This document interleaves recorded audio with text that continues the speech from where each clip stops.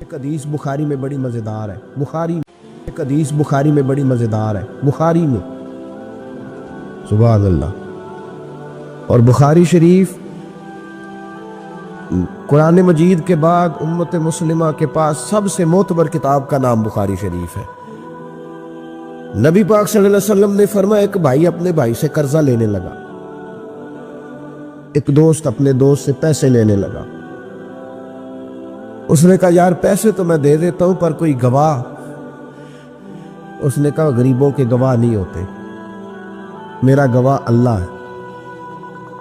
اس نے کہا کسی کی ضمانت دے دو۔ اس نے کہا میری کون ضمانت دے گا، میری ضمانت میرا اللہ ہی دے گا۔ وہ بات ہو گئی 1000 دینار، اس کو بات بڑی پسند آئی، کہا اللہ کے نام پر تو کہتا ہے اللہ بھی گواہ ہے ہمارے درمیان اور اللہ ہی ضمانتی ہے، تو لے لے پیسے۔ 1000 دینار دے دیے۔ اب وہ بندہ دریا کے پار چلا گیا۔ یہ دیکھیں، اب اس حدیث سے آپ درس دیکھیں، یہ حکایت نہیں، یہ میرے رسول پاک کا بیان کیا ہوا فرمان ہے۔ اس کی صداقتوں پہ دیکھیں، اور بخاری کی حدیث کے جملے کتنے حسین ہیں۔ نبی پاک صلی اللہ علیہ وسلم نے فرمایا وہ جس نے پیسے لیے بطور قرضہ وہ دریا کے پار چلا گیا، محنت مزدوری کرتا رہا، جب مقررہ وقت آیا تو اس نے 1000 دینار جو وعدہ کیا تھا کہ فلاں تاریخ کو دے دوں گا، اس تاریخ کو اس نے 1000 دینار لیے اور دریا کے کنارے پہنچ گیا کہ مجھے کشتی ملے تو میں اس تک پہنچاؤں۔ لیکن اس نے اتفاق کہ اس دن کشتی کوئی نہ ملی، بڑا انتظار کیا، کشتی کوئی نہ ملی۔ اس نے ایک لکڑی لی، لکڑی کو اندر سے پھاڑا، موٹی لکڑی ہوتی ہے نا بانس کی طرح، اس کے اندر سوراخ بن جاتا ہے، جگہ بن جاتی ہے۔ اس نے اندر سے اس کی کھدائی کی، اس کے اندر اس نے 1000 دینار رکھا اور ایک رکا رکھا کہ بھائی میں پہنچنا چاہتا تھا لیکن مجھے کشتی نہیں ملی تو میں 1000 دینار رکھ رہا ہوں، جس رب کی ضمانت پر میں نے لیے تھے مجھے امید ہے رب تجھ تک پہنچا دے گا، مجھے امید ہے اللہ پہنچا دے گا تیرے تک، مجھے امید ہے رب پہنچائے گا۔ یہ کہہ کہ اس نے اس کو بند کیا کسی کپڑے کے ساتھ اور بند کر کے دریا میں ڈال دیا۔ اب وہ انتظار کرنے لگا، وہ جو شخص تھا وہ بھی کنارے آیا کہ آج اس کا وعدہ ہے، اس نے آنا ہے۔ دینے والے کو ٹینشن ہوتی ہے تو میرے خیال ہے لینے والے کو بھی بہت زیادہ ہی ہوتی ہے کہ آج لینے۔ وہ آ گیا کنارے پہ کہ آج پیسے آنے، لیکن کوئی شے نہ آئی۔ ایک لکڑی بہتی ہوئی آئی، اس نے اٹھائی لکڑی کا، چلو پیسے نہیں ملے تو ایندھن تو ملا ہے نا، گھر جا کے لکڑی جلا کے روٹی تو پکائیں گے نا۔ اور لکڑی اٹھا کے گھر لایا، گھر لا کے جب اس کو چھیلا، توڑنے لگا کہ ٹکڑے کر کے اس سے آگ جلاتا ہوں، اس نے کھولی تو اندر سے رکا بھی نکل آیا اور 1000 دینار بھی نکل آیا۔ رب کریم کا انداز دیکھو کہ دریا کتنا چوڑا ہوتا ہے، اور جو کاغذ ہوتا ہے وہ پگھل جاتا ہے دریا کے اندر، لفظ مٹ جاتے ہیں، لیکن ہر چیز کو باحفاظت میرے رب کریم نے پہنچا دیا۔ اس نے جب اس کو کھولا نا تو 1000 دینار بھی نکل آیا، مقررہ وقت پہ اسے پیسے بھی مل گئے، وہ بڑا راضی ہوا۔ اب یہ بندہ آیا کچھ دنوں کے بعد دوبارہ 1000 دینار کا اور بندوبست کر کے لایا، پتہ نہیں اس تک پہنچے کہ کہیں گم ہو گئے۔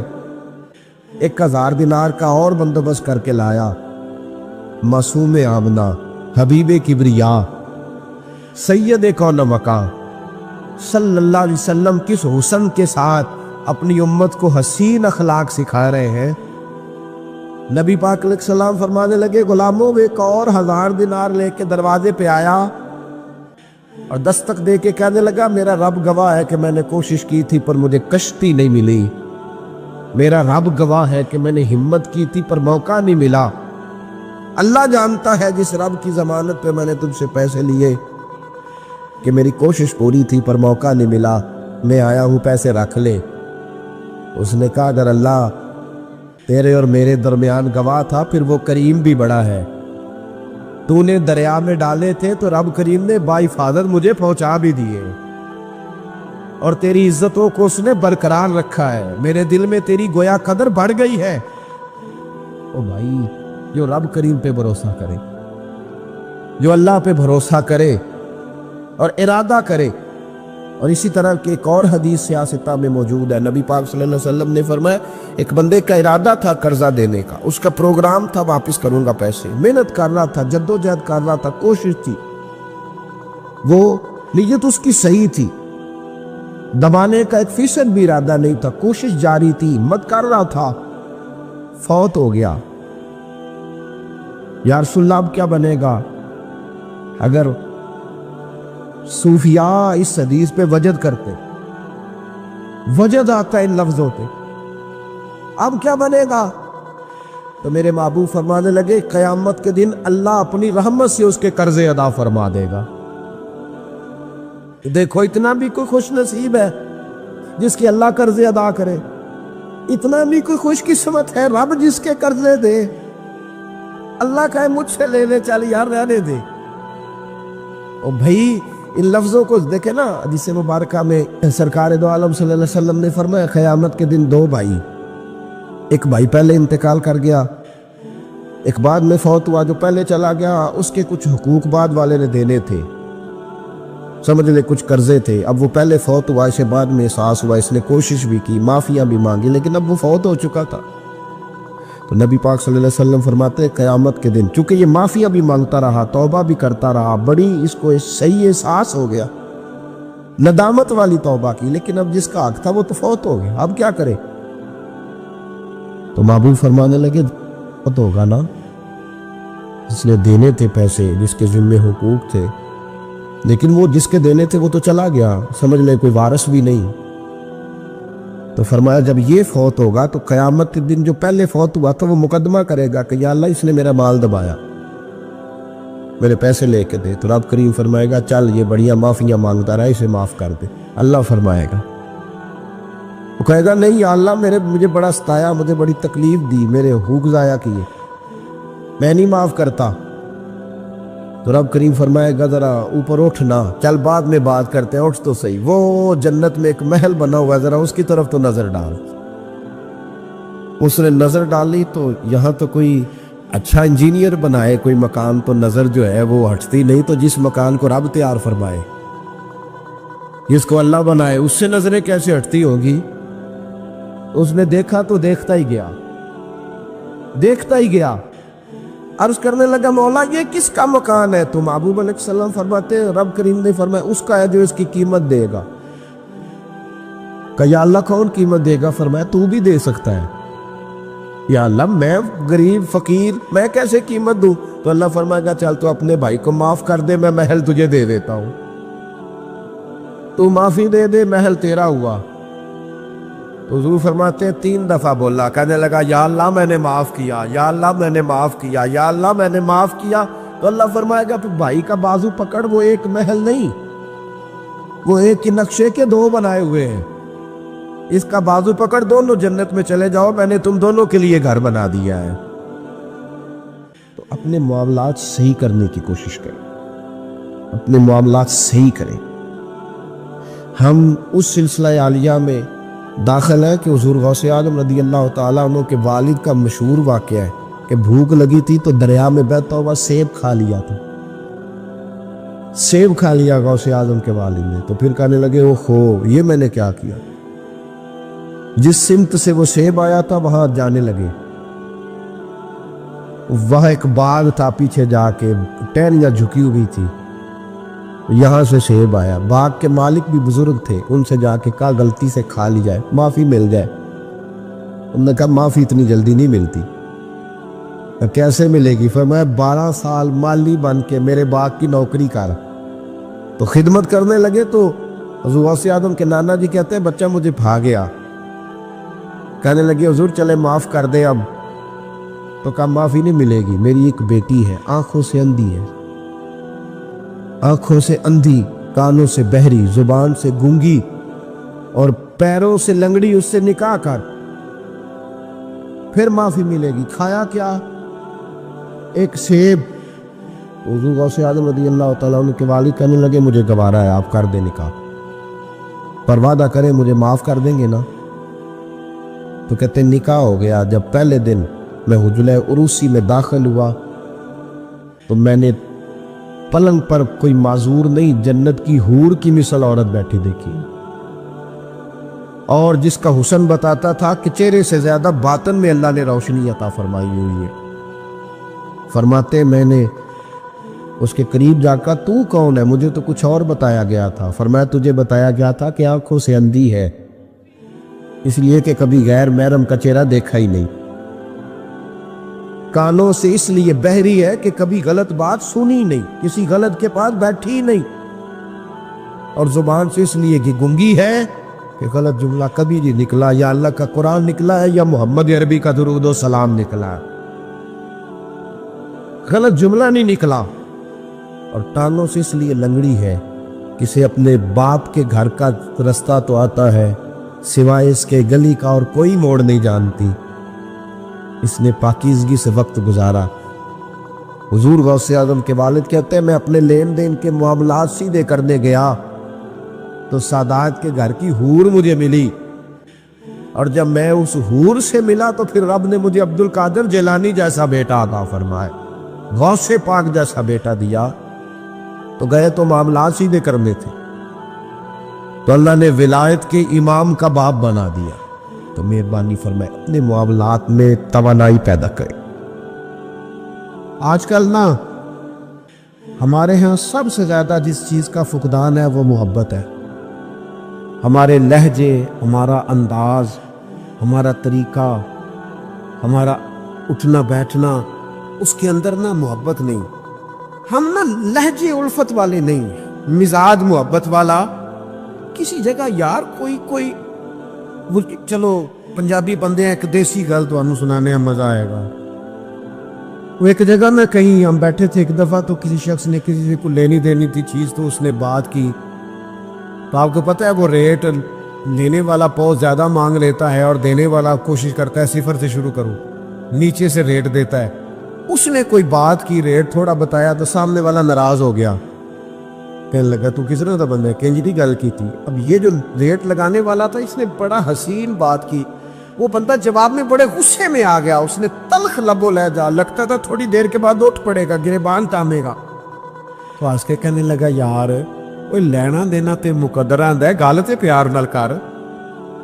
ओ मैं ना जनाब शायर मिजाज आदमी ना कई दफा पूरा फिदा हो जाता है, मेरा दिल करे इस बंदे के हाथ चूम लो, इसने कमाल बात। उसने कहा लेना देना थे ओए गल ते प्यार नाल कर यार, दो घड़ियां दा बैठ है, जरा प्यार से बात कर।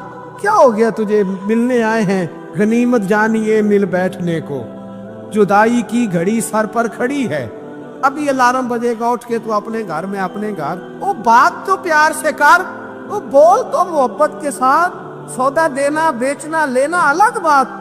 वो तू बोला तो ठीक कर, तेरा लहजा तो ठीक हो, तेरी गुफ्तगू तो ठीक हो। लो सुनो ना क्या कहा मदीने वाले महबूब ने, क्या बात है मेरे करीम रसूल की। हुजूर ने बात खोल कर बयान कर दी, मिशकात में मौजूद है। हुजूर फरमाने लगे अल्लाह को मानने वाला, मेरा कलमा पढ़ने वाला, फरमाइए जो मोमिन होता है ना, मोमिन होता ही उल्फत वाला है, मोमिन होता ही मोहब्बत वाला है। मोमिन और मोहब्बत ये लाजिम व मलजूम है। मोमिन और मोहब्बत ये एक चीज के दो नाम है। हुजूर फरमाने लगे, मिशकात में हदीस है, फरमाया मोमिन होता ही मोहब्बत वाला है। फरमाया उस बंदे में कोई खैर ही नहीं, ना किसी से प्यार करे ना कोई उससे प्यार करे। जो ना प्यार करे ना उससे प्यार किया जाए उसमें खैर है ही कोई नहीं। मोमिन जो है ना, मोमिन वो प्यार करता भी है और मोमिन से प्यार किया भी जाता है।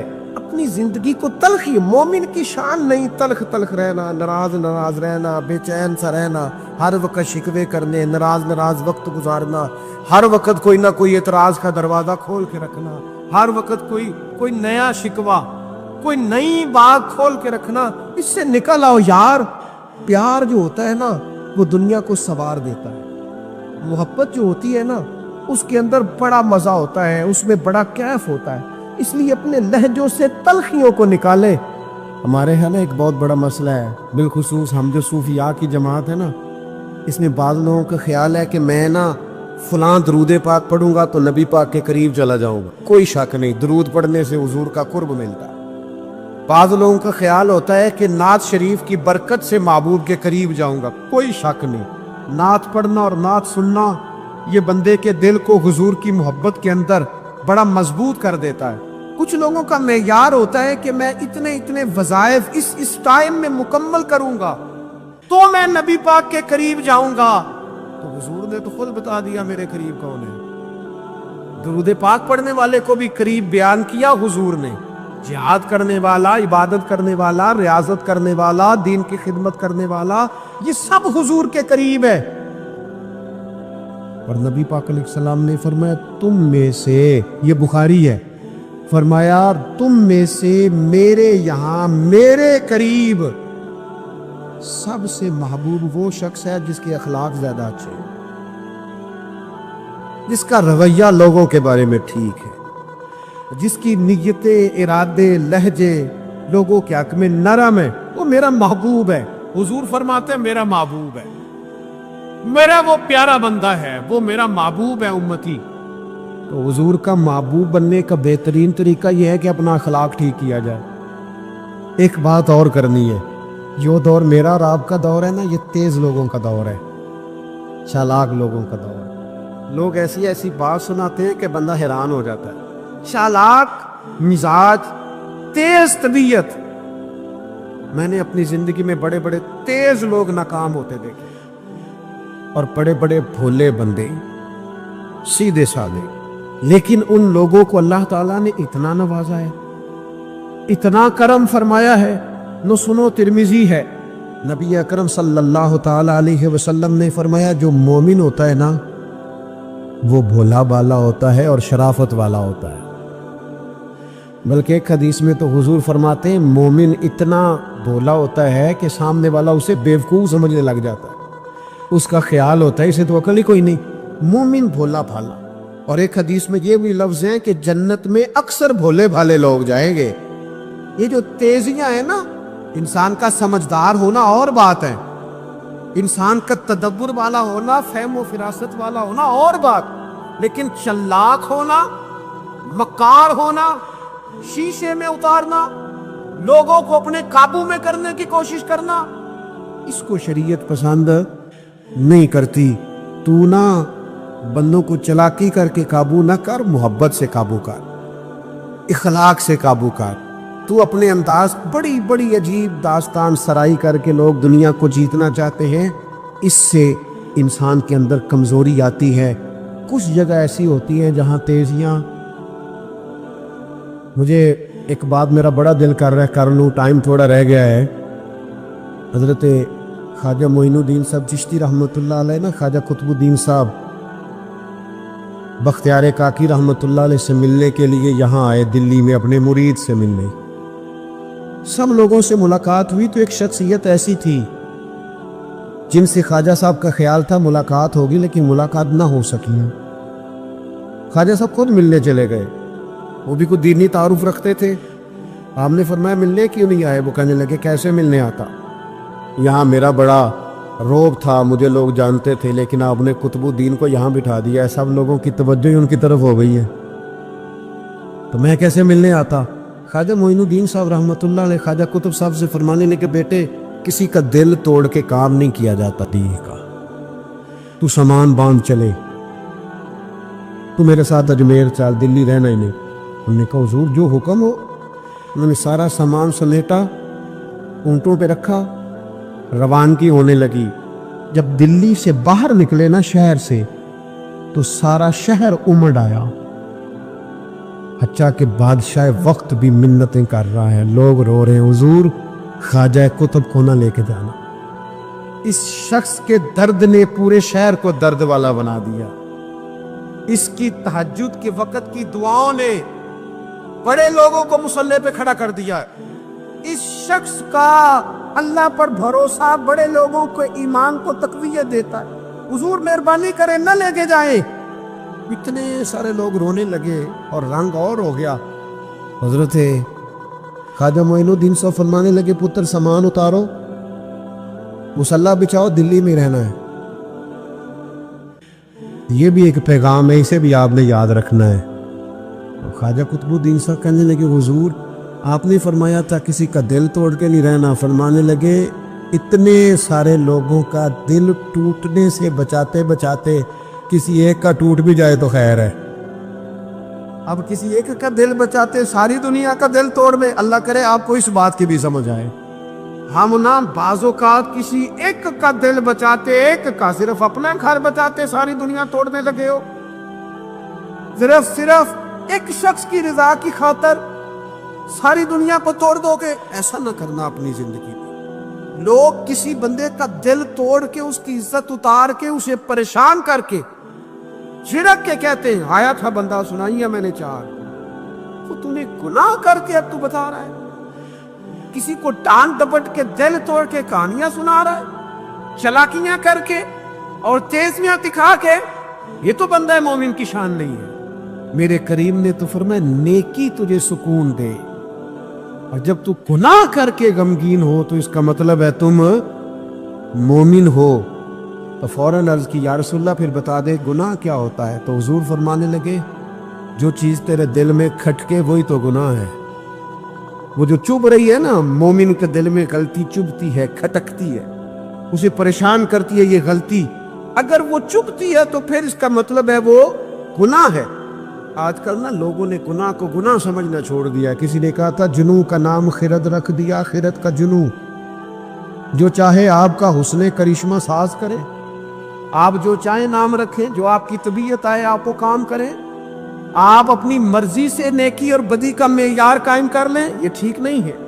اللہ کے رسول صلی اللہ تعالی علیہ وسلم نے جو آئینہ ایک بندہ مومن کے لیے بنایا ہے, اس آئینے کو ہمیشہ برقرار رکھا جائے.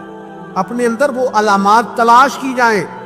وہ ایمان کے بعد مومن کے اندر تبدیلیاں آتی ہے, قلبی طور پر, روحانی طور پر اور اخلاقی طور پر. بندہ مومن کی کچھ علامتیں ہوتی, اس کی کچھ شانیں ہوتی ہے, ان شانوں پر غور کریں. ہم نا جب تک اپنے باطن کو مضبوط نہیں کر لیتے, جب تک ہم روحانیت کی مضبوطی اپنے اندر پیدا نہیں کر لیتے, اور جب تک ہم روحانی طور پر طاقتور نہیں ہو جاتے, آپ لاکھوں روپے کا جوڑا پہن لے اور آپ کا قد بڑا اونچا ہو اور آپ کا چہرہ بڑا روشن ہو, لیکن اندر اگر نور نہیں ہے نا میرے دوست, تو لوگ تو ہو سکتا ہے آپ کی فوٹو بڑے شوق سے کھینچے کہ بڑا قد کاٹ ہے, لیکن آپ بے قرار ہیں. آپ کو پتہ ہے کہ اس مہنگے لباس کے اندر میرا دم گھٹ رہا ہے. آپ کو محسوس ہوتا ہے کہ اس کشادہ مکان کے اندر بھی مجھے بے قراری محسوس ہوتی. آپ اپنے اندر ایک عجیب سی تکلیف محسوس کرتے ہیں, لیکن اگر آپ کا باطن مضبوط ہو جائے, اللہ پہ بھروسہ ہو جائے, زندگی اس کی بارگاہ میں جھکنے والی ہو جائے, رسول پاک کے دروازے کی گدا بن کے بندہ جینا شروع کر دے, آپ یقین کریں سادے کپڑوں کے اندر بھی کئی دفعہ بندہ محسوس کرتا ہے یار میرا لباس تھوڑا سا سستا ہے, پر اللہ تعالیٰ نے جو مجھے ایمان عطا کیا ہے وہ سب سے زیادہ مہنگی چیز ہے, وہ سب سے زیادہ طاقتور چیز ہے. اپنے باطن میں خاص خصوصیات پیدا کرے, اپنے آپ کو ٹائم دے, اپنی قلبی کیفیات پر زیادہ توجہ کرے. زیادہ مجھے فوٹو شوٹو کھینچنے کا زیادہ تجربہ نہیں ہے, مصروفیات زیادہ رہیں تو میں اس طرف نہیں آ سکا. ایک بچے نے مجھے, ایک دوست نے ایک دن بتایا کہ وہ تصویر کھینچنے کے بعد پھر اس پر کچھ کام ہوتا ہے تو فوٹو اور زیادہ سونی لگنے لگ جاتی. اس نے بات کر دی, میں نے سن لی, وہ بات کر کے گزر گیا. تھوڑی دیر کے بعد مجھے کہنے لگا پریشانی ہے. میں نے کہا نہیں. کہنے لگا میں نے ایک سادی سی بات کی تھی, پتہ نہیں کوئی آپ تو کہیں کھو گئے. اس کے بعد میں نے 2-4 باتیں کی ہیں پر آپ نے ہاں نہ ہی نہیں کی, توجہ نہیں کی. میں نے اس سے کہا, میں نے کہا پتر تو آکھیا فوٹو تے تھوڑی محنت ہو جائے تو سونی لگن لگ جاندی. تو میں سوچن لگ پیا جے بندہ تھوڑی جی محنت دل تے بھی کر لے, تھوڑی جی محنت نہ دل تے کریے تو جے کدے وہ سونا ہو جائے نا, پاک ہوویں تے پاک ہی ملدا ہی, تے بنا پاکوں پاک نہیں ملدا. سارے جسم دے دھون دے نالوں اکو تولا ہے ٹکڑا دل دا. اگر تھوڑی سی محنت روح پہ ہو جائے, تھوڑی سی اندر تھوڑی توجہ کرے, وہ اگر تھوڑا چمکدار ہو جائے نا، کچھ غلاظتیں، کچھ نفرتیں، کچھ قدورتیں، کچھ عداوتیں، کچھ تکبر، کچھ حسد، کچھ بددیانتیاں، کچھ یہ چیزیں تھوڑی نکل جائیں، آپ یقین کریں بڑا چمکدار ہو جائے دل، بڑا سونا ہو جائے، بڑا حسین ہو جائے، یہ باطن ٹھیک ہو جائے نا تو اللہ کی ساری مخلوق حسین لگنے لگ جاتی۔ بندے کو نا کچھ عجیب سی کیفیات سے اللہ مالا مال کرتا ہے، اسے کوئی اللہ تعالیٰ ایسا انشراح صدر دیتا ہے، دل کو ایسا ٹھنڈا کرتا ہے، سکون نصیب ہو جاتا ہے۔ نبی اکرم نور مجسم شفیع معظم صلی اللہ تعالی علیہ وآلہ وسلم سے پوچھا گیا، یا رسول اللہ ایمان کیا ہے؟ ایک کیفیت کا نام ہے نا، ایمان کی صورت تو نہیں ہوتی، ایمان کا روپ تو نہیں ہوتا، وہ مجسم شکل میں تو نہیں ہوتا، ایک باطنی کیفیت ہے نا۔ یا رسول اللہ صلی اللہ تعالی علیہ وسلم آپ سب سے اعلیٰ اس کا معیار آپ ہی جانتے، کریم بتا دیجئے، بندہ نوازی فرمائیے ایمان کیا ہے؟ نبی اکرم صلی اللہ تعالی علیہ وسلم نے فرمایا، جب تمہاری نیکی تمہیں خوش کرنے لگے اور جب تمہارا گناہ تمہیں غمگین کرنے لگے تو مطلب یہ ہے کہ تم مومن ہو۔ اور اگر گناہ کر کے بھی تم غمگین نہیں ہوتے، تکبر کر کے بھی تم غمگین نہیں، حسد کر کے بھی غمگین نہیں، حرام کھا کے بھی غمگین نہیں، لوگوں کا دل توڑ کے بھی غمگین نہیں، کسی کے حق پہ قبضہ کر کے بھی تمہیں غم کوئی نہیں، بہت سارے لوگوں کو بیوقوف سمجھ کر، نادان سمجھ کر، احمق کہہ کر، جاہل کہہ کر، عزتیں اتار کر بھی تم غمگین نہیں ہوتے، اس کا مطلب ہے تم نے معیار ایمان کو نہیں پایا۔ حضور فرمانے لگے نیکی خوش کرے اور گناہ تجھے غمگین کرے، آپ یقین کریں اب نہیں کرتا لوگوں کو گناہ غمگین۔ کبھی پلٹ کے دیکھو نا رب کے بندوں کی شان، اللہ انہیں رزق عطا فرماتا ہے تو عزت والا عطا فرماتا ہے، وقار والی روزی میں دوں گا، وقار والی۔ بس تم 5 چیزیں پیدا کرو اپنے اندر۔ ایک تو یہ دیکھو جب رب کی یاد ہوتی ہے تو دل ڈرتا ہے کہ نہیں، قرآن پڑھا جاتا ہے تو ایمان مضبوط ہوتا ہے کہ نہیں، تمہارا رب پر بھروسہ کتنا ہے، اعتماد خالق کتنا ہے، یہ اپنے اندر پیدا کرو۔ اور فرمایا نماز قائم کرو، اللہ کے راستے میں خرچ کرو، تم یہ 5 چیزیں پیدا کرو، رب کہتا ہے مومن بھی تم پکے ہو، درجے بھی بڑے دوں گا، جو خطائیں غلطی سے ہو گئیں وہ معاف بھی کر دوں گا، ورزق کریم، روزی ملے گی عزت والی۔ یہ کامل مومن کی نشانیاں قرآن مجید سورہ انفال میں بیان۔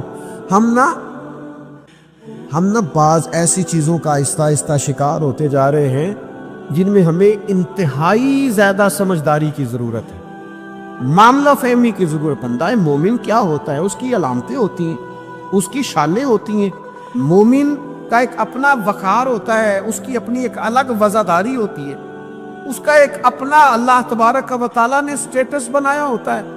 ہمیں اپنا معیار قائم کرنا چاہیے، اور معیار وہ قلب سے قائم ہوگا، وہ روح سے قائم ہوگا، وہ باطن سے قائم ہوگا۔ بندہ مومن کا مقام سب سے پہلے اسے خود پتہ ہونا چاہیے کہ میرا توکل کتنا مضبوط ہے، اسے خود پتہ ہونا چاہیے۔ مجھے نہیں پتا آپ میں سے فجر کس کس نے پڑھی ہے، مجھے تو اپنا پتہ ہے، یہ ہمیں خود پتہ ہونا چاہیے کہ ہمارا معیار کیا ہے نماز کے معاملے۔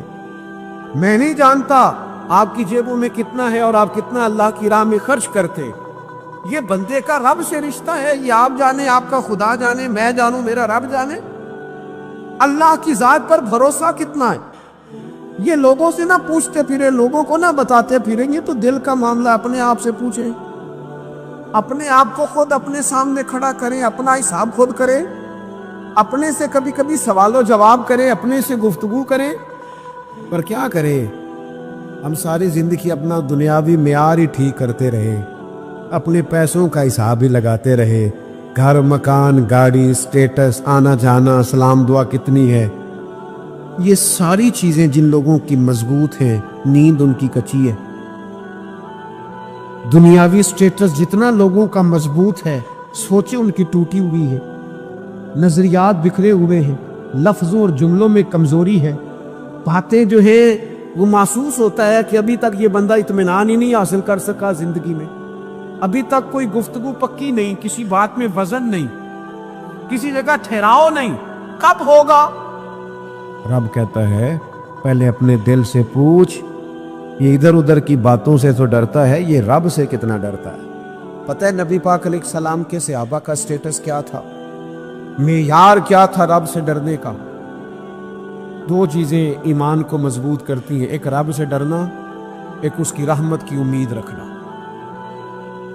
اللہ تعالیٰ کی رحمت کی امید بھی رج کے رکھنی ہے، اور اس سے ڈرنا ہے تو پھر بھی ذرا صحیح کر کے ڈرنا ہے، کچا پکا نہیں ڈرنا، ڈرنے کی کہانی نہیں بنانے کی او جی اللہ سے ڈر لگتا ہے، وہ ڈرنا ہے۔ اس ڈرنے سے مطلب ہو کہ اعمال ثمرے، اخلاق کردار کے معاملے میں انسان مضبوط ہو جائے، دیانتدار ہو جائے، سچائی والا ہو جائے، صبر و تحمل والا ہو جائے۔ امید بھی رج کے رکھنی ہے،